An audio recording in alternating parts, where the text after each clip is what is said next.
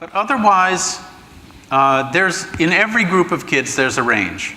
And you've got to be prepared to meet kids where they are, somewhere in that range. However it was that they got there matters, but, it's common sense, the degree to which you need to accommodate. But like if you have a child, let's say with a language disorder who's learning disabled, that is not necessarily going to be that much different from a child who maybe came from an alienable household because, they live in the U.S. and they just weren't exposed for other reasons. Right.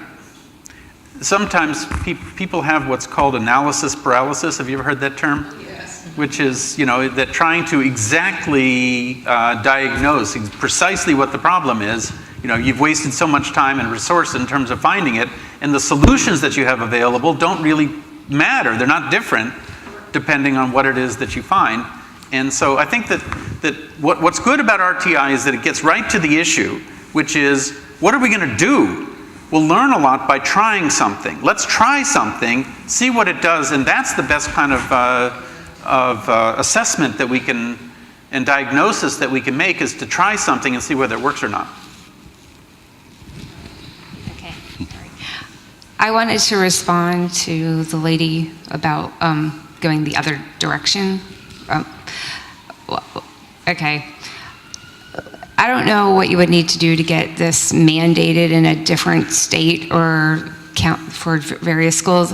I used to live down south, and the county I worked for down there, they had a mandatory tutoring for all students. Like the way they set it up so that after school, no matter who you were or what you were, because of the type of school that it was, they had to stay for 30 minutes on various days for tutoring. It wasn't a choice. It wasn't an option. All the students had to. They just made it mandated for the school that I was at. And then the question that I have, it's, all these strategies, they're well and good, and in theory, they'd be great, but what if that child, the elementary schooler, goes home after school and their parents aren't there to help support them? Whoever they're living with, their grandfather, if they're in a situation that doesn't allow their parents to be behind them, or their family, if they go to work, if they're with a one-sided, I don't know.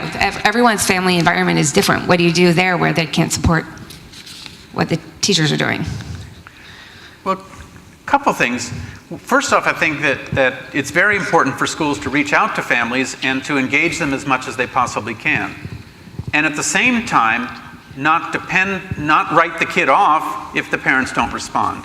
Ultimately, the school is still responsible for doing the best that they can do, regardless of what kind of home environment the kids may have. And if you can engage the parent, that makes it easier, but it doesn't make it impossible to do it some other way. In the earlier session, I was saying that there's an old saying that parents send the best kids they have, but also kids have the best parents they know how to have.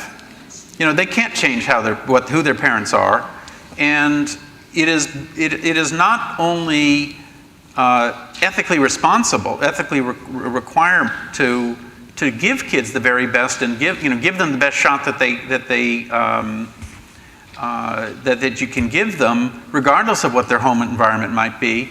But also, there's plenty of evidence that in situations that are very, very bad, in which parents do not connect with the school, do not connect with the kid, and kids going home to terrible circumstances, you can still make a big difference in the life of the kid with high quality school programs.